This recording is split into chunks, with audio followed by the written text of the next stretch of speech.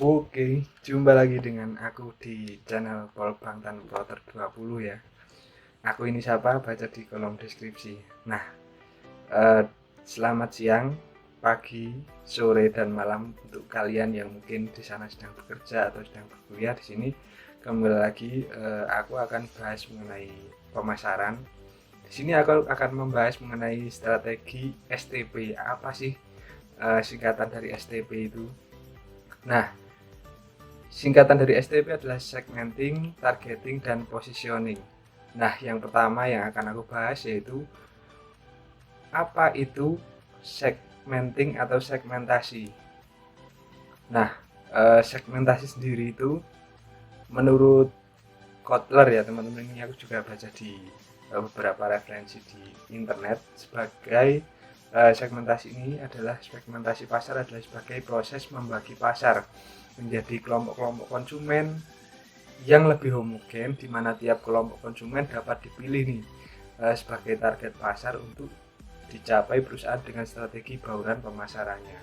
Nah, jadi di sini mungkin nanti akan dibahas lebih lanjut untuk pembagian seperti apa sih kelompok-kelompok yang homogen, mungkin menurut umurnya, mungkin menurut letaknya, mungkin menurut pendapatan per kapita dan lain-lain. Nah, selanjutnya segmentasi pasar ini juga menurut karakteristiknya nih teman-teman itu dibagi menjadi 3. Yang pertama yaitu static attribute segmentation. Nah, ini apa sih yang dimaksud? Yang pertama yaitu membagi pasar berdasarkan atribut-atribut yang statis sifatnya seperti geografis, letak dari negaranya atau demografisnya.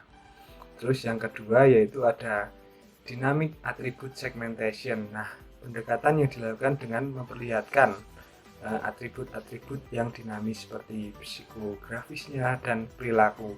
Nah, ini bisa dibedakan menurut kebiasaan atau perilaku di daerah tersebut.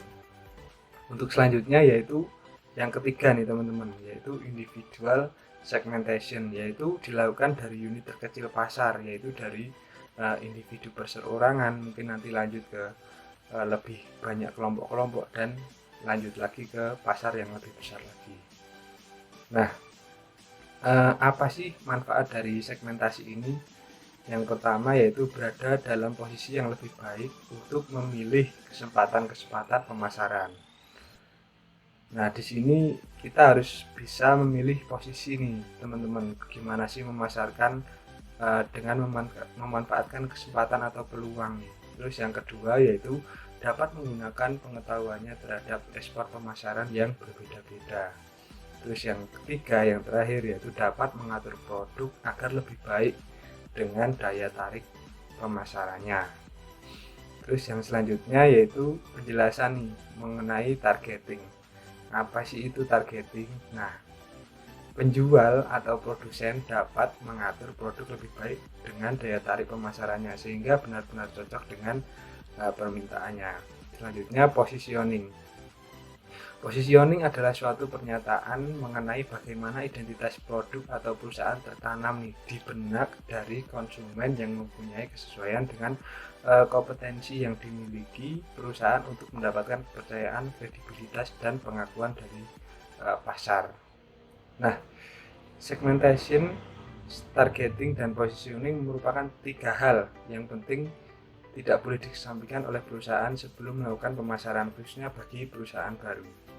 Menurut Kashmir 2008, tujuannya untuk mengetahui seberapa besar pasar yang akan dimasuki, siapa yang menjadi konsumen produk yang ditawarkan, dan seberapa besar pesaing yang dihadapi.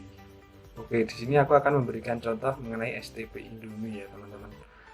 Nah, PT Indofood CBP Sukses Makmur ini menyediakan makanan dan minuman. Nah, di situ dia membranding dari Indomie nih guys. Nah, jadi Indomie memiliki segmentasi yang terencana di mana negara Indonesia dan Nigeria ini sangat menyukai mie.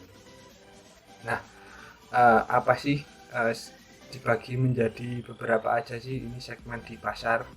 Nah, ada yang pertama yaitu demografis dan ada juga geografis. Nah, secara geografis untuk Indomie ini cocok untuk seluruh Indonesia. Bagi yang mau jalan-jalan praktis untuk dibawa ke luar negeri sesuai dengan daerah dataran tinggi dan dataran rendah. Nah, secara demografisnya cocok dikonsumsi oleh orang dewasa sesuai dengan untuk maupun yang berumah tangga atau hidup sendiri. Nah, targetingnya dari Indomie ini yaitu ada anak-anak, ada remaja dan keluarga. Untuk pemasarannya ada di masyarakat menengah dan masyarakat bawah. Untuk positioningnya nih, populer di Indonesia dan Nigeria, mampu menembus pasar internasional dan market leader. Oke, mungkin cukup sekian yang dapat aku sampaikan di pertemuan ini. Mungkin ada lain kesempatan di channel Polbankan Potter 20, jangan sampai kelewatan.